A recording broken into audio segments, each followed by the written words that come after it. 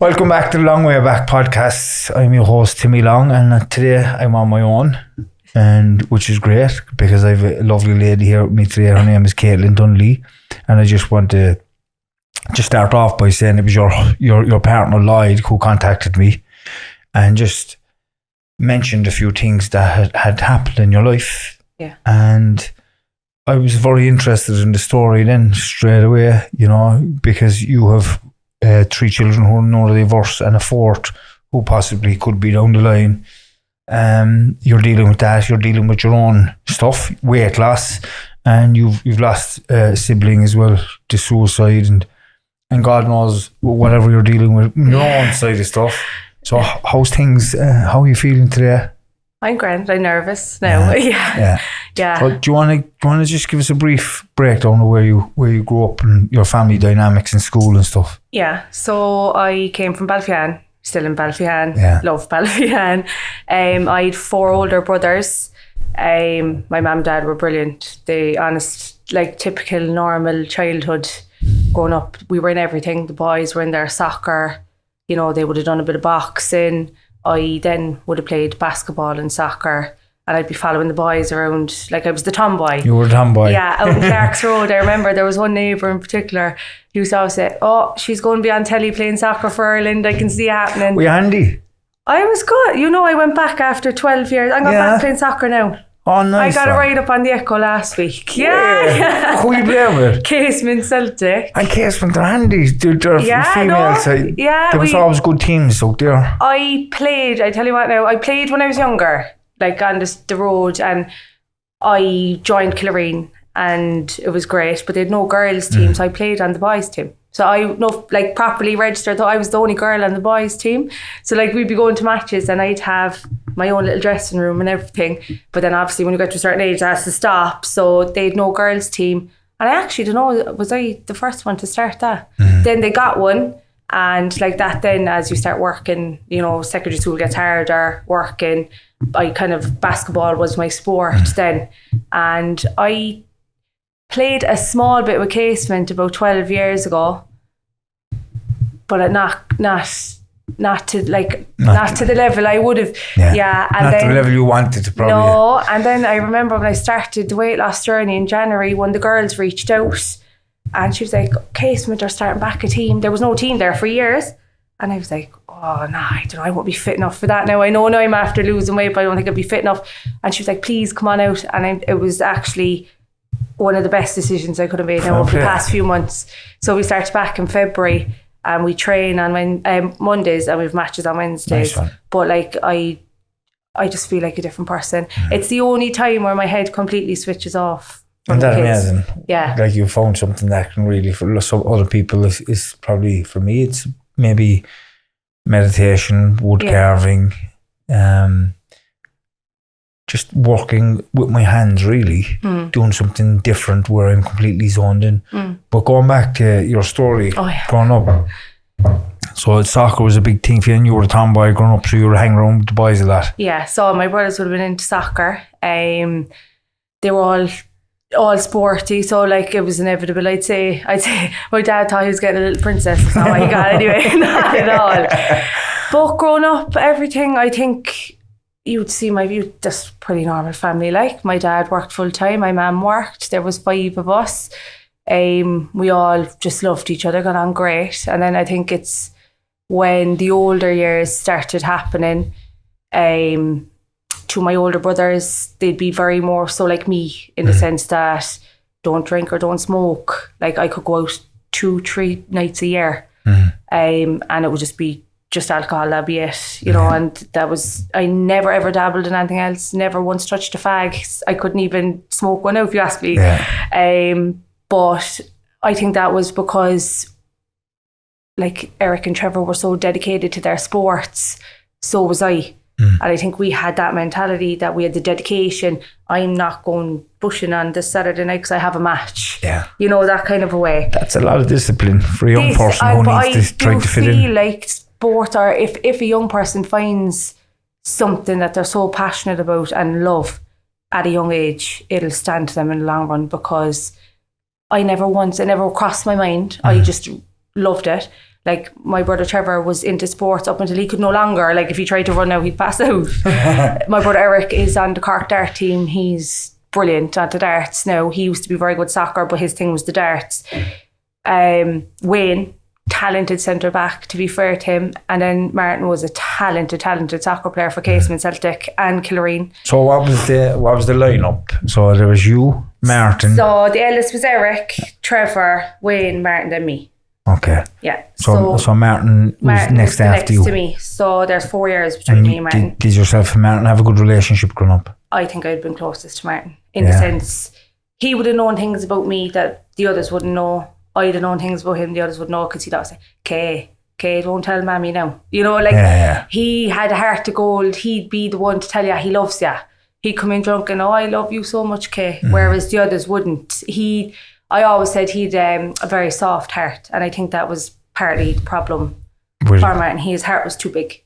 I think he, growing up like that talented soccer player, but at the age of 16, he was so popular anyway, because he was just a class clown. He was lovely. If you meet anyone, ask him about Martin Dunlea, they'll tell you the same thing I'm telling you now. He was a gent, and I think people took advantage of that. Like he genuinely, he was great, but I think he might have started veering off from his old friends from Balfihan.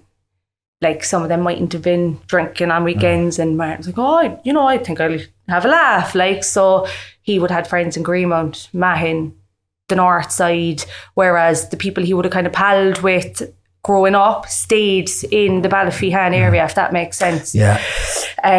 So from then he would have been kind of moving clubs, and he kind of would have been in and out of jobs. He didn't have the same like dedication. Do you know, because you were so close to him now growing up? Yeah.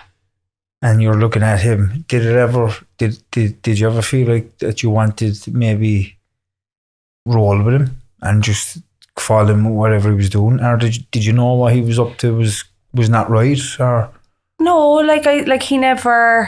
I never seen him in anything. Like if I was at a family party, he'd be the one to be like, he'd be in great spirits. He'd have a bit of crack. But no, and he would have never, like, he was always the one growing up out of my brothers. Like I remember on a Saturday we used to do club, right? So club was up in Balfihan Community Centre. They don't do it anymore. Like this was when we were younger. So it was all Martin and his friends. Sure, I'd tag along then. I'd have my backpack up to club. It was basically playing soccer in the community centre. And we'd be up there, and if someone out could kick the ball and would accidentally hit me, and bear in mind out your man was straight, that's my sister, that's my baby sister. And I always joke growing up, like, because I was like, no, I'm never going to get a boyfriend. Like, you're warning everyone. You're like, that's my sister, stay away from her. Like anyone, I remember starting secondary school and people were like, you Martin Dunlea's sister? I was like, yeah. I know, I was the biggest swat you'd ever meet. So I like my backpack. And I was like, yeah, why? I was like, they're going to beat me up now. And they're like, oh, I love him. I was meeting him. I was like, oh my God. And at this stage, I'm sure I hadn't even kissed someone. I was like, oh, yuck, that's my brother. But no, he was like, he'd protect, like he was my minder. Like sounds like he had a really close relationship. Yeah. And like, it's something I wouldn't have talked about really to like after it. I think growing up like that, when Martin happened, when he sadly took his own life, it was, thinking back now, I can reflect on it and talk about it. Whereas back then, time just like, you can't comprehend what's after happening. Do you know when someone takes their own life, it's an automatic reaction for people that love them, like their family, their partners, wives, husbands, doesn't matter, to look at maybe did they do something to upset them, because I remember when my own mother passed away, she died as well by suicide. I was full of guilt and shame, because my relationship wasn't great. We didn't know how to have a good relationship, and there was no fault of hers, there was no fault of mine. But because I was in such a really difficult place in my own life as well at the time, my mind started to kind of give me shit over it, Yeah. So after Martin passed away, Martin passed away on the 4th of July. So he turned 23 on the 13th of June, and 3 weeks later he passed away. And it was when all the noise calmed down. So it was one of the biggest funerals I've ever seen. Yeah. Like, he just touched so many people, like, which is kind of part of the reason why I was quite angry with Martin for a while. I didn't tell anyone that because I felt guilty for feeling angry with my brother who has just left.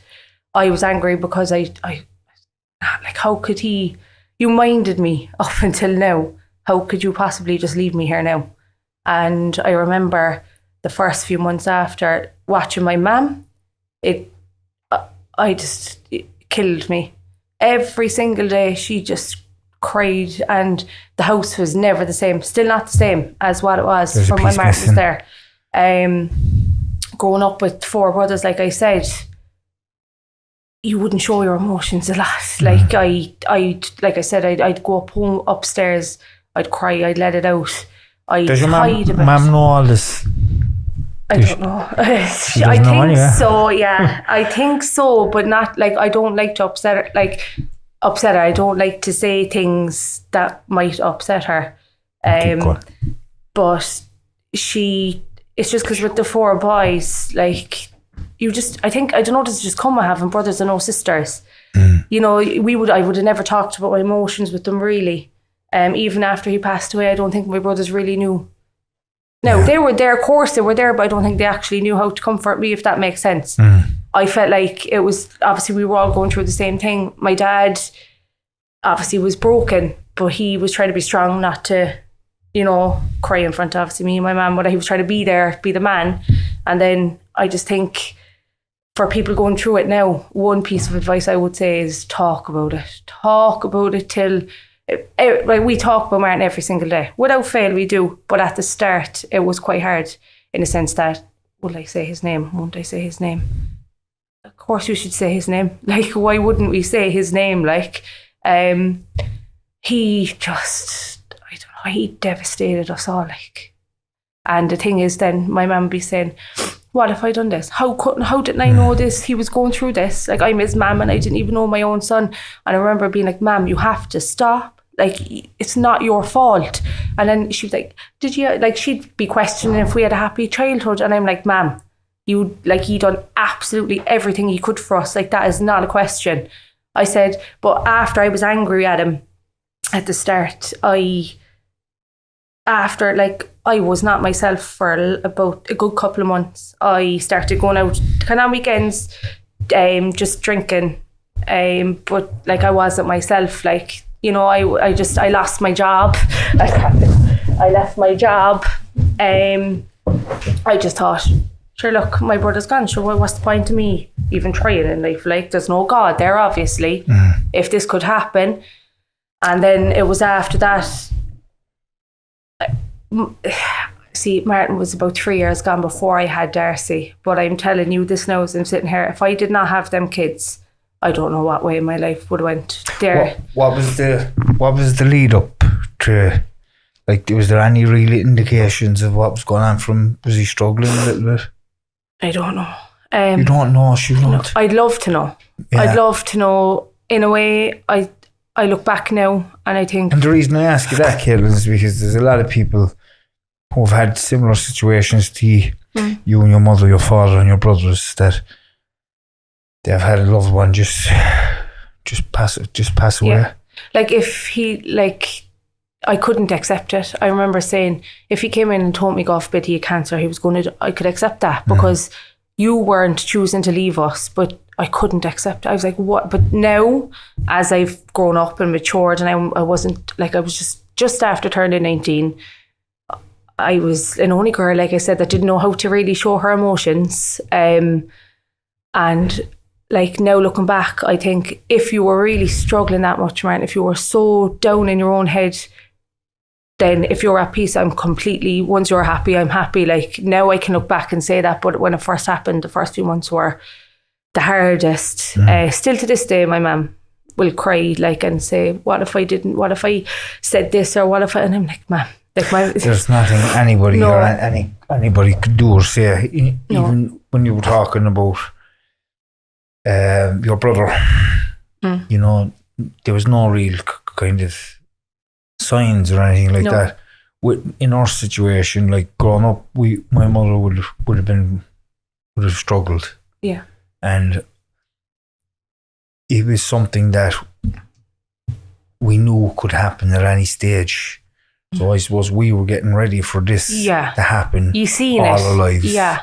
You know, because every time there's a knock at the door or anything to say something's have to happen to your mum, it just hits you hard. Yeah. So when it happened, it hit me hard, really, really hard. Yeah, of course. You know, I was in prison at the time. And I wasn't left out for a funeral or anything like that. I was brought down in a truck, and I was left to sit with her for an hour. And I swear to you, I actually grieved at that moment in time. I cried. The funeral home was full of family, where I literally cried on my knees. There were snots falling out of my nose. It didn't matter to me.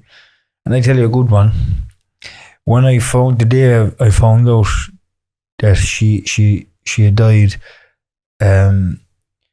I was on the phone in the class office. Now a lot of people won't understand what that means, but that's the officer's office on the landing in the prison, and there's different landings. And I was fucking in tears. And the officer comes over to me. He was a bit rough now, but you know, he was soft old fucker as well. And he said, "Will you ever give that over?" And I looked at him and I says, I can't. Yeah. They're the words. Yeah. I can't. I grieved for my mother. Yeah.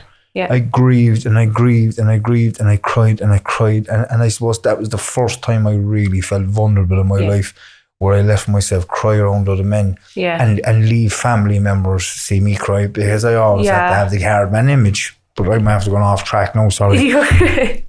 But just going back to your mother and where she is, like mothers have a different love for children.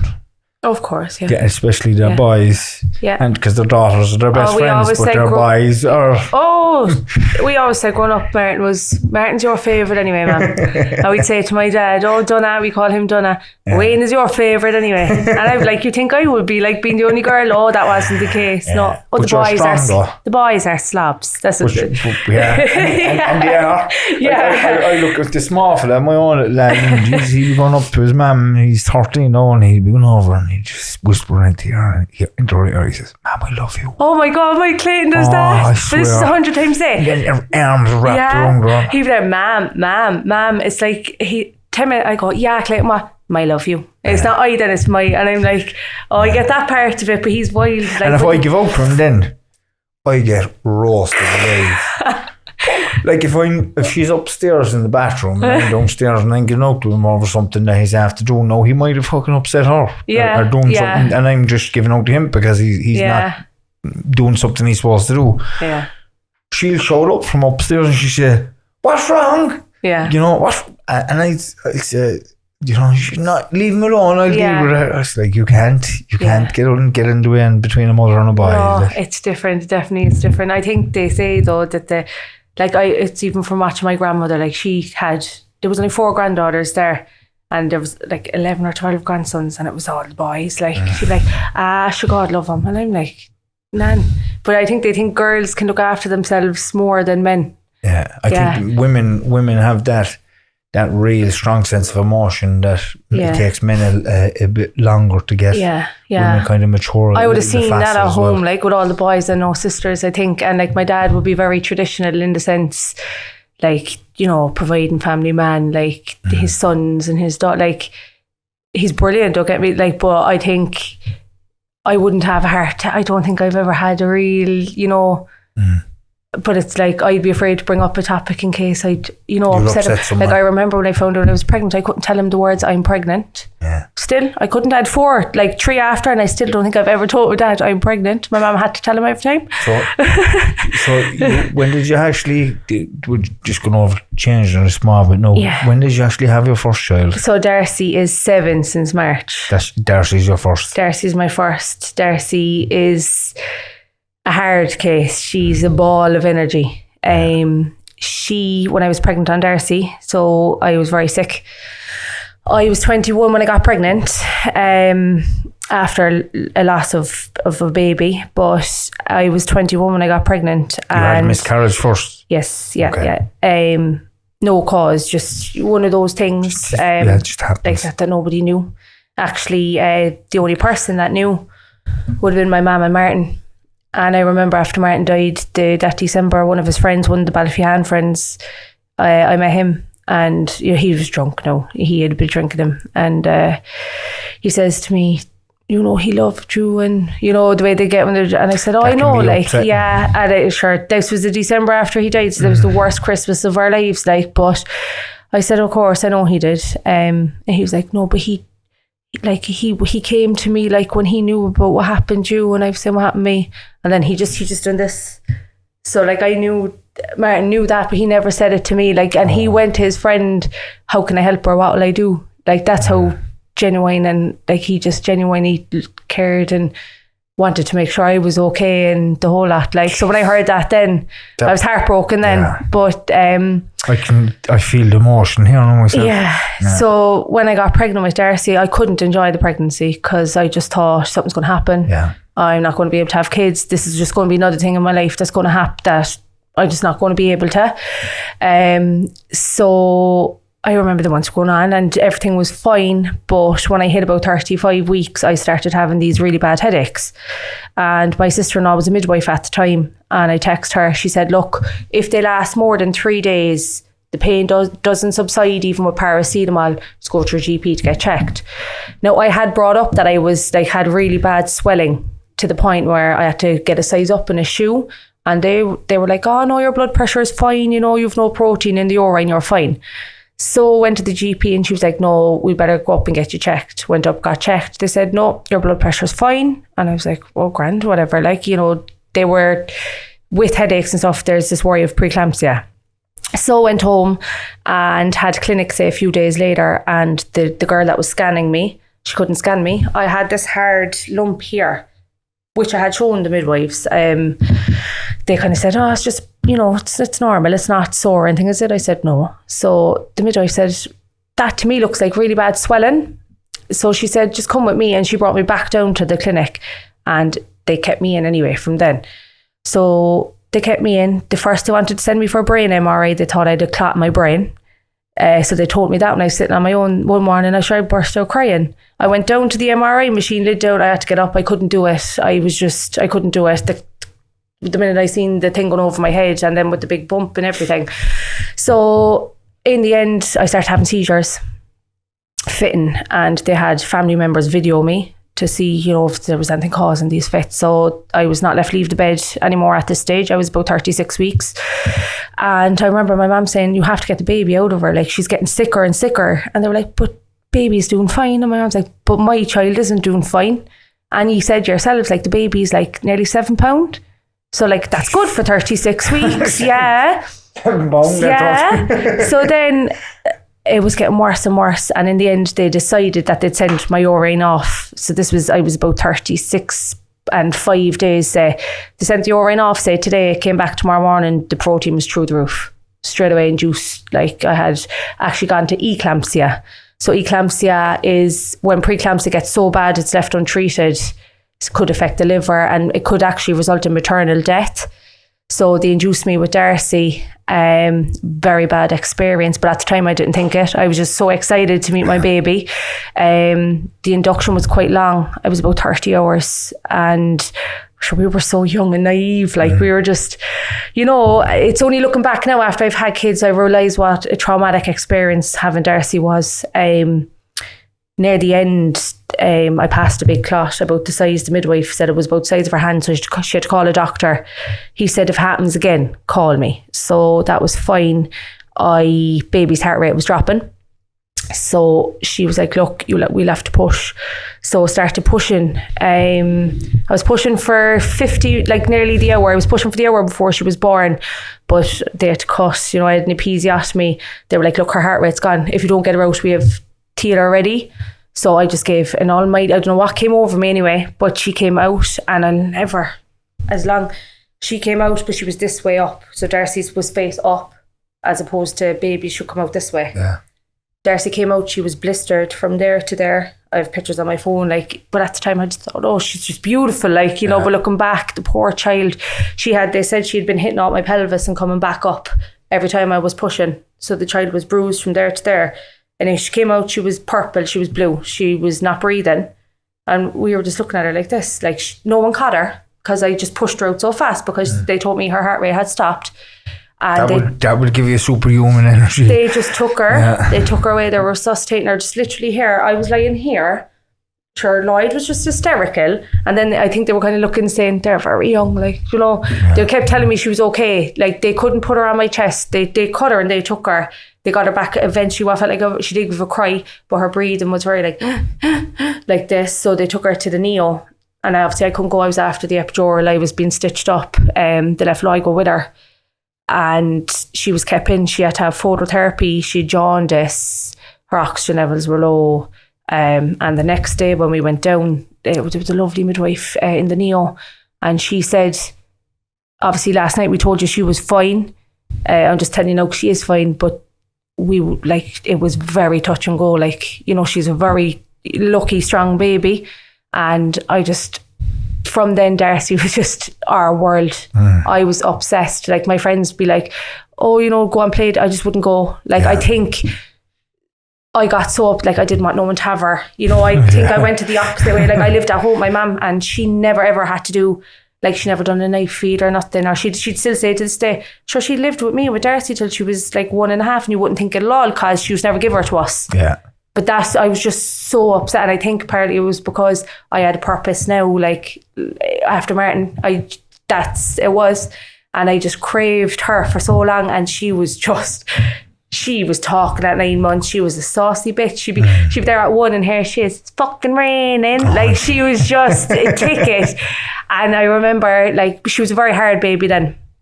And, like, after the pregnancy, there was no more. Like, I was on these injections for clots over the preeclampsia, but like that, I just thought nothing of it because I was like, she's just the best thing ever. And then I remember when she was 18 months, I found out I was pregnant with Maya. And just to tell you now how I couldn't tell my dad, like, I was like, I can't. I found out. I was distraught, completely distraught. And because I was distraught, one, because Darcy was like our entire world. And then I was like, I can't tell him I'm pregnant again. I still live at home. So I started looking everywhere to rent and we could not. I went to viewings everywhere in Cork City. I don't drive then. So I was like, how are you going to get to work? I don't know, but we have to and this went on months and I didn't tell my mum and dad. I was hiding it and I don't know how I hid it. And I was about 12 weeks, you know, before they found out. They were a bit taken aback, but they were, Maya's my dad's world now. Like, we eventually got somewhere to rent and we moved out like before she was born and everything. So it was great. It worked out that way. But with the pregnancy with Maya then, like, I had gestational diabetes on all 4 of the kids. Jeez. So with Maya, hers was much better pregnancy. With Darcy, I wasn't as stressed or worried that, something could happen to this baby, because I had Darcy and I thought, you know, everything would be fine. Pretty uneventful pregnancy, really. Just diabetes. I diet controlled it with Darcy. With May, I needed a bit of metformin at the end just for my sugars. She was breached, so she had to be born at 38 weeks. She was 8'11". Darcy was induced at 37 weeks. She was 7'2", and Maya was born, and Maya was just this big, chubby, fat, beautiful, curly-haired thing. Like, she was a vision, bright blue eyes, and like that. We just had typical both working parents. Like, my mum done the childcare for us. I think they keep my mum going as well. The kids definitely keep my mum and dad going. But there was something with Maya and my dad going back to when she was very young. My dad really took a shot. Like, you know, when people have favourites, but you can't say they're favourites, but you know they're favourites. Like, Maya's definitely his favourite, and he's her favourite. But this was going back, and I wonder, like, Maya now has autism. And that would have came to light, like, I would have noticed kind of when she was 18 months or 2 years of age. Now, Maya is verbal, thankfully. I'm very grateful for that. I'm blessed that she is. But Maya, the sensory needs with Maya, the meltdowns, the tantrums, they're just every single day. It's very hard.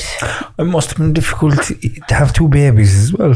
Yeah, so Darcy was 2 on the 31st of March, and Maya was born on the 2nd of April. Jeez. And then Maya lockdown hit the following March. I found out I was pregnant with Clayton 3 days after Maya's first birthday, in the middle of the start of lockdown. When you hear stepping stones, like, this is your but stepping you know, stones. I know what it is. Like, I know people look at me and I today and they're like, why would you have more kids if they're all neurodiverse? We didn't obviously know at that stage, because Darcy was 2. Yeah. Maya was born. Like, Darcy was 3. Like, Maya was 1 when Clayton was born. So, like, at that stage, you don't know. Like, Darcy was only diagnosed in January gone because she had to be 6 for her assessment. So then Clayton was born.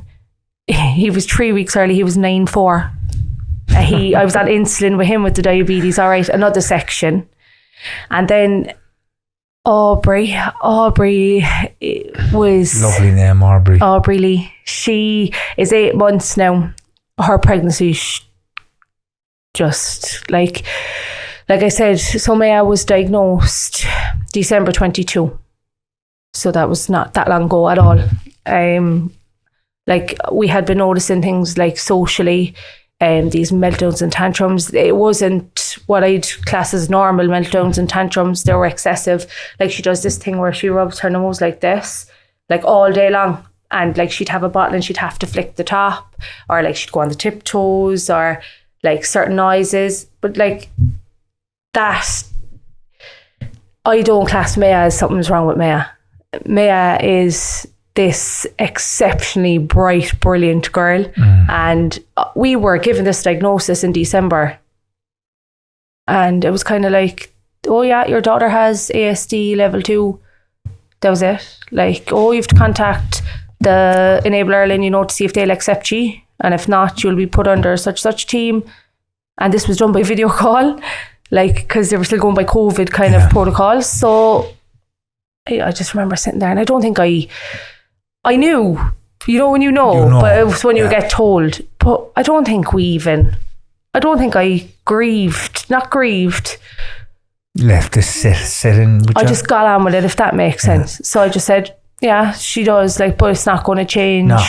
No. It was, my thing was, she needed this diagnosis to be recognised, to be, if she needs anything, any therapies, anything like that, she needs it. She needs, and like that, my thing is when she goes to school, so she actually graduated yesterday, preschool.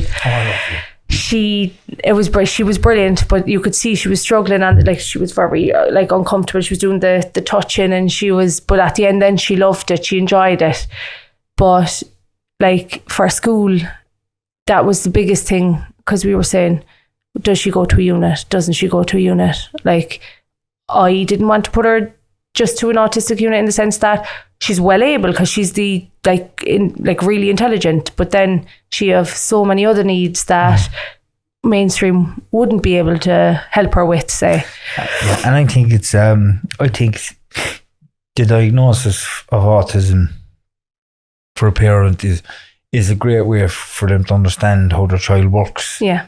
And for them to understand more about the child. It's not so much as something that says it's the end of the world.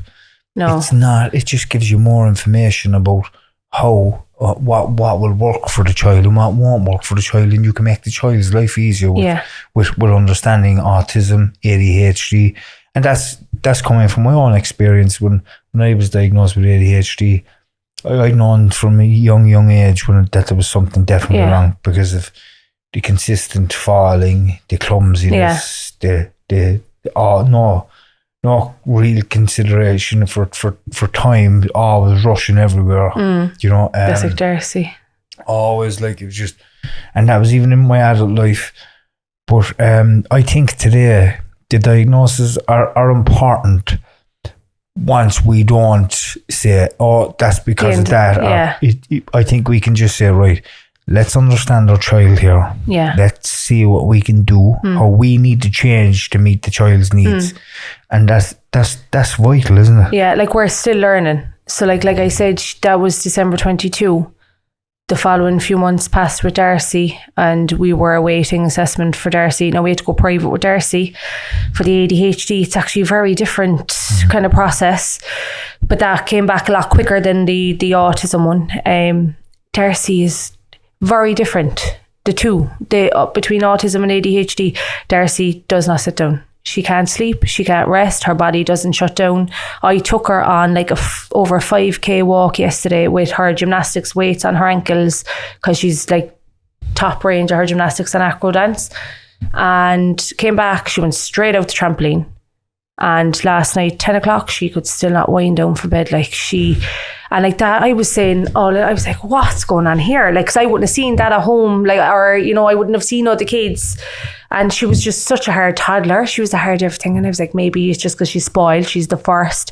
But then I noticed her anxiety. Like, I'd have to, when I go up, lift up her bed covers. So I have to strip her bed, show her there's no fluff. There's no spiders, there's no nothing in her bed before she gets in that bed at night. I have the world of lights in their bedroom, one for Maya. Maya needs her lav lamp and all this. And Darcy just is, God love her, she's afraid of her own shadow. Everything. She overthinks and worries everything. I said to the doctor, her poor little mind.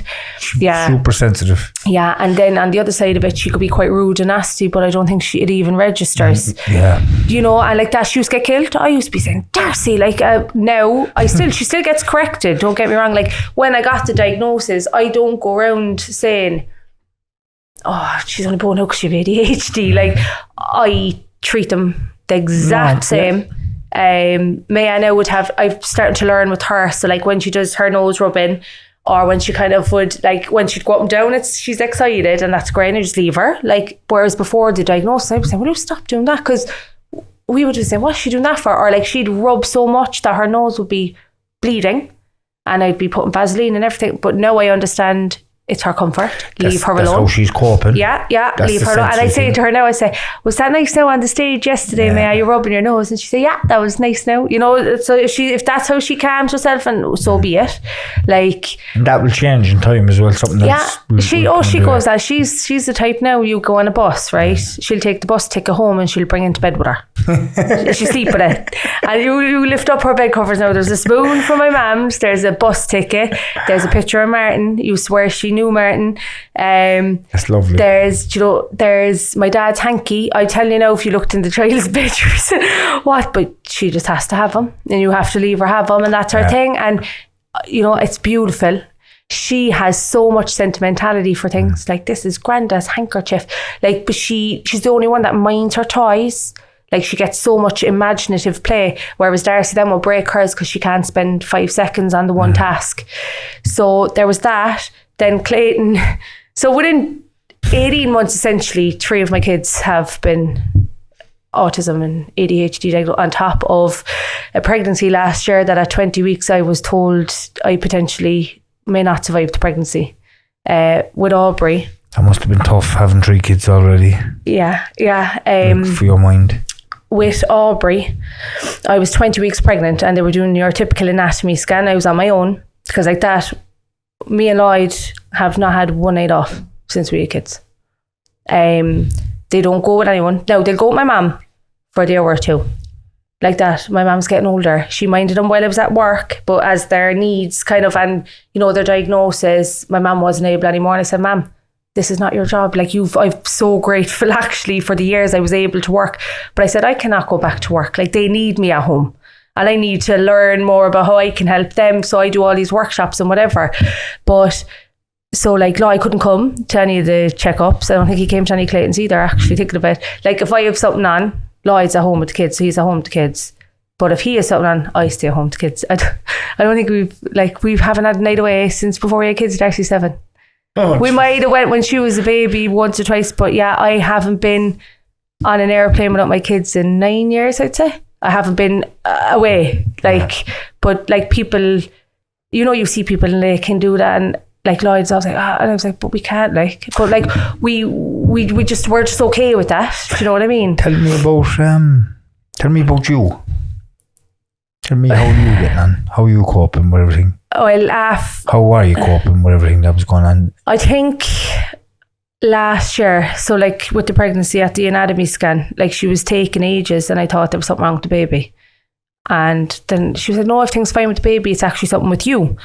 So she got a specialist, and actually you never actually meet your consultants unless there's actually something wrong. So they brought her in. I was there for about 2 hours now, and they done all this extra bits and bobs, and they were like, look, come back in 2 weeks. Went back in 2 weeks. At that stage, they said, you've placenta accreta. So didn't really go into much detail. They just said, don't Google it. Sure. What did I do when I go home? I Googled it. Basically, after they did meet up, and they had to like have a full consultation to explain what it is, what can happen, the risks, etc. So they brought me in. I never seen another midwife, only the head consultant, Noreen Russell, and I have to say, what a woman. It was the one and only time I had her, and I cannot fault her. She was absolutely brilliant. She really genuinely cares. You're not a number to her. Like, she sat down and she was like, I think your partner should be here, because I know he's seen you give birth. I know he's seen you have all these complications in pregnancy. Like, you're on insulin again for the diabetes, but he needs to hear. So we went up and we were sitting there, and she says, look, basically your placenta has burrowed through your womb and it's attaching to your previous C-section scars. So you're more at risk the more sections you have. So I would have had to have 2 sections, but I didn't obviously but they were breaching with the diabetes and their size and everything. So she said, she was very reassuring. She was like, it'll be fine. We'll have the blood ready, like, is it okay to give you a hysterectomy if the womb doesn't, like, if we can't get the bleeding to stop? Yeah. Like, do you want more kids? I was like, oh no. Like, the minute she said that, I was like, I cannot do this to my kids. Like, how? Yeah. And I remember leaving, and I don't think it's sunk in. I sometimes I feel like I'm quite cold, but I'm not. Mm-hmm. Like, someone could say boo to me and I'd break out crying.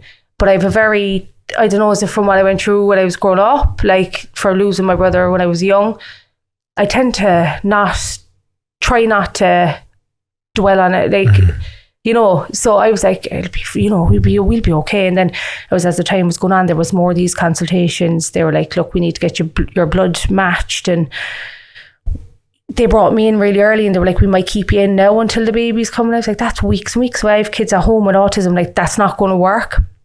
And I remember then she was like, look, I had to sign all these forms, like, yeah, give me a hysterectomy if needs be, put me to sleep if you have to. And I remember the day before I had to go in before Aubrey section because they had to match my blood type. And I just remember sitting in the bed up there crying, I don't want to have this baby. Don't bring me down to have this baby. My baby's our home. I can't, like, if you bring me in, I'm not going to go home. Like, me and Lloyd did our will in August last year. We did Santa in August last year because I was preparing that. Aubrey was going home. I wasn't going home to my kids. I sat Lloyd down. I was like, this is their schedule. Like, Maya, these are her therapies. Like, at the time, I wouldn't have been, but now thinking back, oh, Jesus Christ. I don't know how I got through it. Sounds like a lot of like, and then when she was born, yeah, it was a much harder procedure, and I lost so much more blood, but we were okay. And I remember just being like, it was like the recovery was much slower and everything. But I was like, I don't care. Like, she's here, I'm here, my kids are here. What's there to be upset about? And then I remember the actual health nurse said to my mum at one stage, she's flying, but keep an eye on her because sometimes these things hit, down the line, like what she's been through. I took nothing of it because I was like, nah, look at my baby, like, she's perfect. And it was December last year. I got very low, crying every day. Not at my kids though, at me. I just felt worthless. I felt I was the heaviest I ever was, number one. Number two, I couldn't bounce back from the section, which was unlike me because after the other sections, I flew back to kind of normality with the other kids. I was needing Lloyd more to, lift it. And I was like, I should be well able. Like, what's going on with me? I was just crying every day. And I went to the doctor because I was like, do I have postnatal depression? Like, what's going on? And she was like, we'll do your bloods, we'll check. But she said, you are still like really early after the baby. I was like, but I'm not used to this. Like, I was like that. I'm not used to crying all the time. So I was like, I don't like this feeling. Like, no, I don't want to feel like this. So she was like, I think you could have a bit of postnatal, but I think actually a lot of it is post-traumatic stress. It's only hitting you now. Like, you were preparing not to be here now. Yeah. Now you're here. And I was like, but that's a good thing. But she was like, yeah, but your mind, like, you're not getting it, Caitlyn. I was like, right. So then at Christmas, I remember sitting down I said to Lloyd, I said, New Year's watch, I'm telling you now, next year, I am not going to be this Caitlyn. He's like, yeah. I was like, no, I'm telling you, like. And I was like, what? So Little Women's Christmas is the 7th. And I remember I said to my mum, we'll book a meal now before I start my diet on the 8th of January. And she was like, oh yeah. So we went for a meal and whatever. And like that, like mine and my mum's relationship really flourished since I had kids. We wouldn't have been that close at all when I lived at home. I don't know, is that normal for everyone with just brothers, or we wouldn't have been. But when I moved out and had kids, like she's my best friend now. So the 8th of January came around anyway. Caitlyn had thrown out any fucking selection boxes that were left in the house. There was nothing in the house. And I was like, what about us? I was like, I actually don't care. Like, don't even order a takeaway. Started off, the one thing is I have good willpower. But it's very hard to get into that mentality first. So I had talked myself up that whole week before. You're doing it. I am now down 6 stone since the 8th of January. So, if I show you a picture, you'll actually like, Jesus Christ. Yeah, because you know, like that, when people see you every day. But I actually posted a picture the other day, like I'm not on Facebook or anything, and I actually wasn't on Instagram. And I was like, when I was starting to lose it, he was like, you should post a picture, like show. And then people that wouldn't see you, they were like, a lot of people were like, are you on Ozempic? I was like, no. Like, I bust my balls really every day. Like before, I used to get out of the house for 5 minutes because I was saying, I can't, kids, I can't. Like Lloyd would come in from work and I'd stay in, you know, like but in the 8th of January, I said, if I don't look after me, like I could have died. Like I'm at risk of getting diabetes in the future anyway. I can't have that. I have to look after my kids. So now, like he'll come in and I'll say, right, I'm going on my walk now, or I do spinning. Some weeks I do weight training with my PT, Kelly. She's brilliant. She's a neighbour of mine and I actually went to school with her, so it's handy. So like I literally could go here to there, you know, so it's easy. Like, and I'm straight back to the kids within 45 minutes. And I can now, like, it's the little things. I went back playing soccer. Like, I can play a 90-minute match without needing to come off, like full fitness. I go on hikes, I go on long walks, I work out with Darcy because Darcy needs the activity because we are adamant no medication. So Darcy's in gymnastics, she's in acro, but she's at home now doing like sit-ups, planks, like if you see her, she's just brilliant. Like, and I do whatever. But now, before I couldn't have went out and played with them because I would have been 1, too lazy, 2, couldn't have the energy. Whereas now I'm just like, I took her yesterday on a 5k walk, came back, went on trampoline with her, blow up the air track, like mess around, do cartwheels with her. I couldn't have done that last year or the year before. And it's only now that I think back, you see, because when Lloyd said it, and he's like, you, and I was like, but like, I lost weight, like. And he was like, yeah, but Caitlyn, like, he's like, you don't realise at all, like, but I don't, because I'm just a normal person at home with my kids, I just lost weight because I wanted to feel good. I want to be there for my kids for as long as I can be there for my kids. Do you think you put weight on because of everything that you were dealing with? Was it something, I think I would have binged eat a lot. Like that, I never touched a drug, never smoked, never hit the bottle. I think I'm quite adamant. I'm not adamant, I'm like the anti then. Like, as in, like, you be out with people and they'd know not to do anything around me because they know I'm so anti it. But I think, one, anyway, I never knew about it before Martin, but when Martin, I was like, ye know what that stuff does to families. Ye know what it does to your heads. Why in the name of God would you do it? Yeah, it's addiction. Which now I get. I wouldn't have got. Yeah. Now I get. So my thing was, if I got upset, I'd go to the cupboard. Like, I mean, if you seen my diet, it was sick. It was sickening. And I would have, you know, like, avoided outdoor activities with the kids. I'd avoid going places. Like, because of the way you looked? Yeah. A very low self-esteem. Like, it's still to this day, like, I'd still, like, even though I'm down 6 stone, I'm still like, right, I need to lose another stone, 2 stone, like, because I don't think I'll ever fully be happy. Like, I think when I was younger, I did lose weight to the point where I got sick. So a bit of anorexia. I was just in junior cert. Nothing that I can think back and say tipped me off for it to happen. I just decided one day, but like, my willpower, people say, your willpower, girl, is on another level. Like, But I think that's from the sports and the dedication and the discipline of sport growing up. And I was like, nah, you know what now? I was still doing sports and everything, so I actually don't know what set me off. I was just starting my junior cert. And like I said, I was a SWAT. Oh my God, I was a SWAT. And studying away, you know, like not going out, only playing my basketball now like that. And I said, I'm going to go on a diet. And I did. And it kind of spiraled through the summer after the exams to the point where if I ate like a 50 calorie, low fat, zero sugar yogurt, I'd go up my back skipping for an hour. So I couldn't see what I was doing. I just thought I lost so much weight. I was in kids' clothes. I just thought it was brilliant. If I look back at pictures now, I'm sick looking. I remember that was the one and only time my dad was very, very vulnerable. We were at, my cousin played soccer for Ireland. We were up in Dublin at a match, and I had my cereal before we left, didn't eat for the rest of the day. And my mum had been watching me, unknowns to me. Like I think they got onto my basketball coach and stuff, unknowns to me, saying she's not trained, she didn't eat today. They were getting food. All my family were up there, you know, watching my cousin playing under 16s or 17s, whatever it was. And I was like, no, I'm not hungry. And my mum's like, you didn't eat all day, Caitlyn. Like, we travelled from Cork to Dublin, you haven't eaten. So I remember I got literally a toasted ham sandwich with nothing. No butter, no salad, no, just ham and the brown bread. And I couldn't physically swallow it. So my dad was like, your throat is obviously closing up because you're not putting enough food down. My periods had stopped for 9 months. The doctor was like, if you don't put on weight, you're not going to have kids. So then when I lost the babies, I just thought, oh my God, like I done this to myself. That was for a while, and eventually, but like I said, I can't think back of anything that set me to do it. I think, you know, the way like people have addiction, I think I have a bit of an obsessive. So like if I start something, I get really into it. Like, but whereas now this time I feel it is much different because I'm doing it not for the way I look. Now that's great. Like I got my hair done for the first time in like 4 years.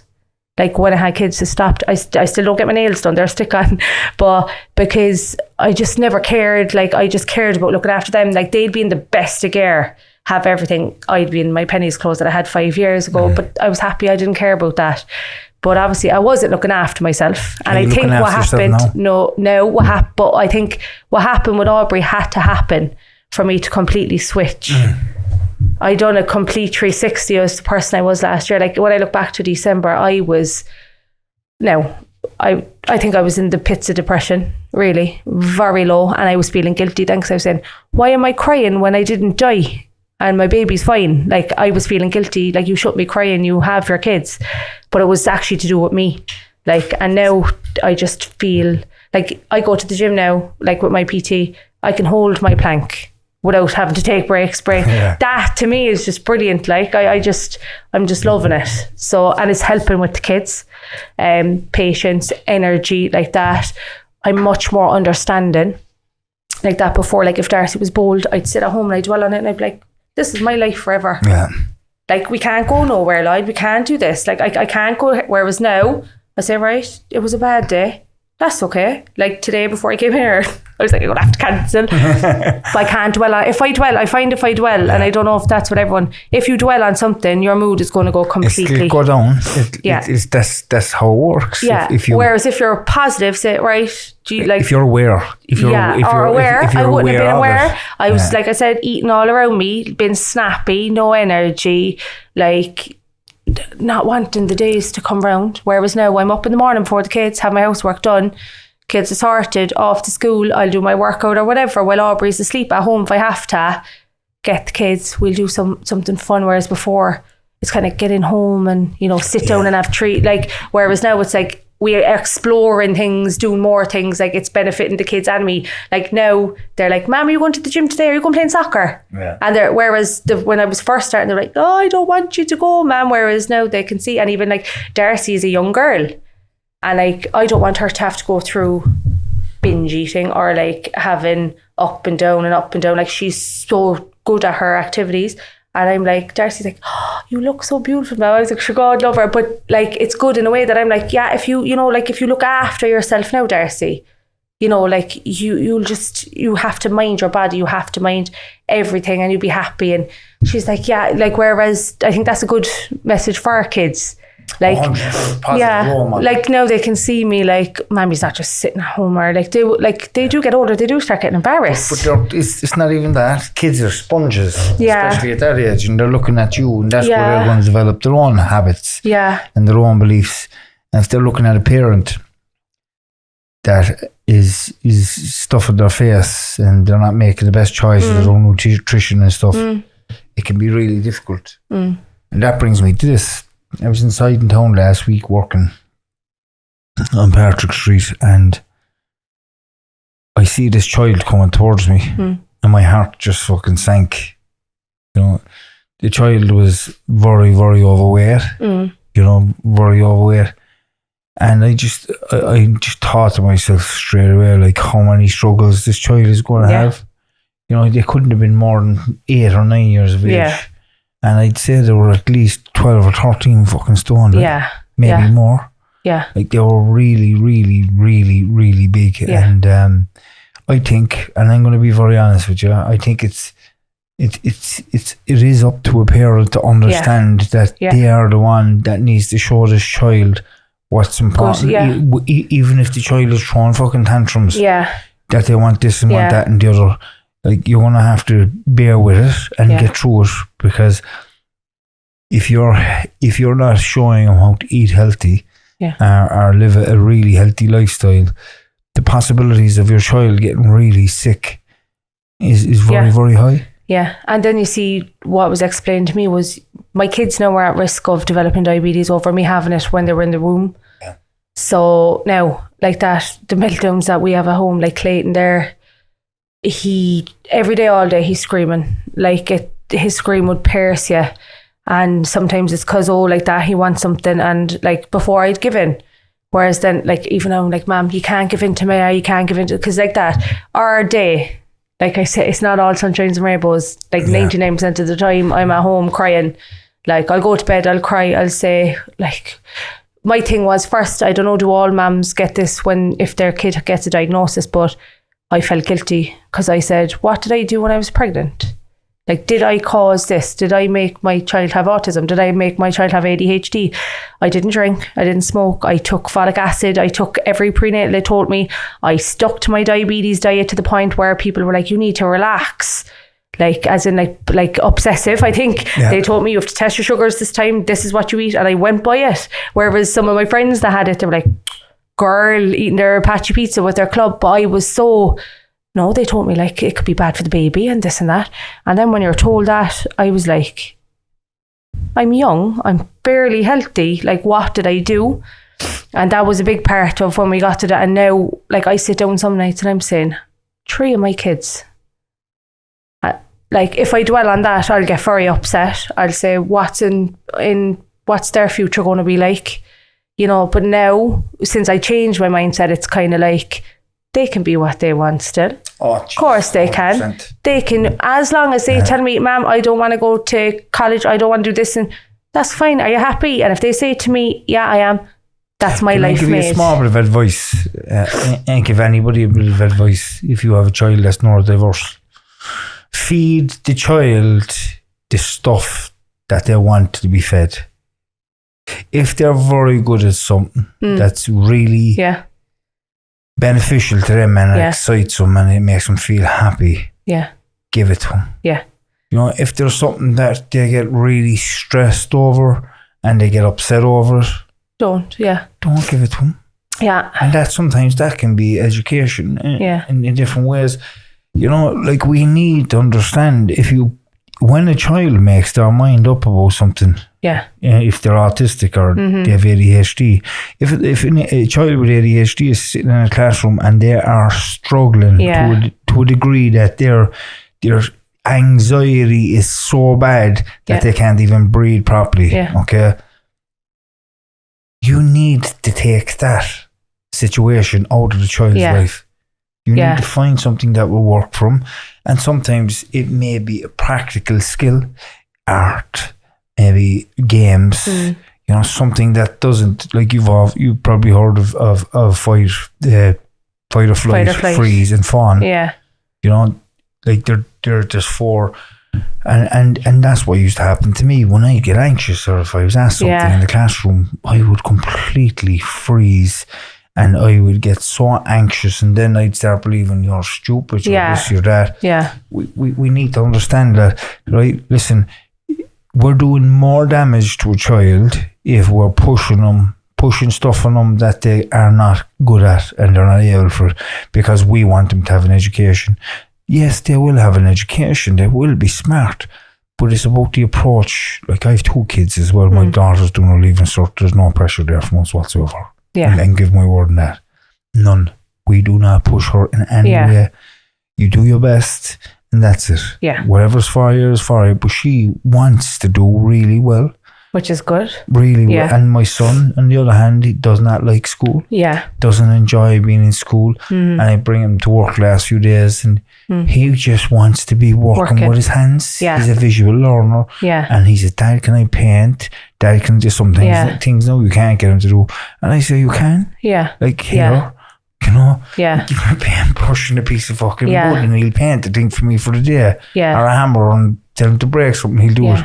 You know, so everybody's so different, and it's just about making people happy. Yeah, that's it. That's what we said. We said from the get-go, I couldn't care less as long as they say to me, I'm happy. They could be doing whatever they want, and that. Whereas before, I would have been like, oh my God, they're not going to get a job. They're not going to, you know. But it's the mindset. I had to change my mindset for the way my outlook on the kids as well. Yeah. Like, I would have got so boned down, like every day. Like I said, you can't go certain places with them, you know yourself. Like, you can't do most things with them. But then I look at them and I'm like, I just wouldn't have it any other way. Like Darcy, if you see her in her gymnastics, like I got an email last week, she's been put up now to levels like beyond. Yeah, she's gone. That's what she's gone. 100%. Like Lloyd himself of ADHD. Yeah. But he would have hit it now well at the start. Yeah. Until the kids started coming out, then it all had to come out. But like that, he was on the Cork team, the Irish team, over in Ipswich. He was talented at sport. Any sport he went, and I see Darcy. Like, I would have joked before Darcy's diagnosis, been like, you're the same person. Like, you're clashing because you are her and she is you. They're the exact same. They can't sit there. You'll be sitting down now and the legs will go and the hands, and I'm like, Jesus Christ, like. But she's talented. She's talented at her dance and her acro. And she loved, you know what? It's because she loves it so much. I'm like, yeah, it's costing an arm and a leg. But girl, like, she just absolutely loves it. And then, like, Maya has no real interests yet, but that's okay. Yeah. You know, like, I was a bit upset for a while. It's like, she'll never want to do any acting, but that's okay. She's a happy-go-lucky. Yeah. It will. And she's starting big school, and that's going to be a big thing. And then Clayton, then he's just off the wall. Like, my brother's like, oh God, here he is, the bull. Like, he's a wrecking ball. He'll come in here, the place is up in a heap. But you look at him, then he have these big chocolate brown eyes, and like, he give you a hug, but he's smothering now. He's only 3. He's about that size now. He's only 3. He's actually the only one in our entire family, in the Dunleas, to have brown eyes like Martin. Yeah, he have Martin's name as well, and like my mum looks. Yeah, he's like Clayton Martin, but he's fucking handsome, and I'm like, you're going to get away with murder. No one's going to give out to you. Like, but he'll go straight into the soccer. You know, he loves it. And he'll then be a good centre half. Yeah. He's that big and he's in strong. The blood now. There you go. Oh, he's sturdy, and do you know what? They break my heart, but it's the same way. You sit down, like, and you just look back and you just laugh. Sometimes you have to laugh because there's things there they come out with there, and I'm like, you're actually. Do you know what, Caitlyn? It's been fucking absolutely amazing listening to you and listening to your whole story. And just to have the kids, I know you get a lot of help off Lloyd and probably your mother. But it's really, really difficult for a parent to have maybe one neurodiverse child and just for them to understand and to get into a routine and a bit of balance with the child, and then things get better. But to have a few, and there are a lot of mothers who are probably going to listen to this as well, who have a few as well. And I swear to God, and I'm going to be very, very brutally honest, as a man, right, I actually don't think I could cope. I actually be very, very honest with you. You know, I has a meltdown when I have to deal with my own 2 at home, like George is neurodiverse, and Jay is a ball of energy as well. But women, and just have that deep sense of love for their kids. Yeah, like I said, like I still say, when the day is so bad, like I just say, they didn't ask to be born. I brought them into this world, and I'll take whatever comes with it, because like I said, those kids keep me going. Yeah. They're my be all end all. They're my life, but they were my life to the point where I wasn't Caitlyn whereas I'm starting to feel a bit like, oh, I'm Mammy, like, but I'm also Caitlyn now again. And it's just like, everything is much more positive. Like, things that, you know, would have bothered me before, they don't bother me now. Or I just leave it go over my head. I'm like, I have enough dealing with. I could be dealing with that. Or like, it's just, I brought them into the world. They didn't ask, oh, I want to be born and I want to have this. Like, I have to protect them from the big bad world that is out there, because the world isn't nice that's out there.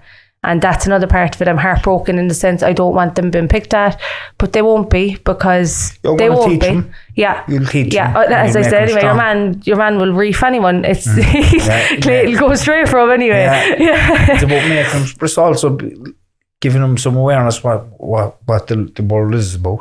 Yeah. I'm very open to my children. Yeah. About everything. That's another thing. I think since it all, I talk to them even a lot more. I know they're kids, but I speak a lot more. Like Darcy now, I told her she's 88, but not to the point where it's something wrong with you. Yeah. I said, do you know that like you're so extra special that your mind thinks a different way to everyone else? And that's okay. But I said, but when you're feeling certain ways, you have to tell Mammy, you know, or Daddy or your teacher, so we can understand too.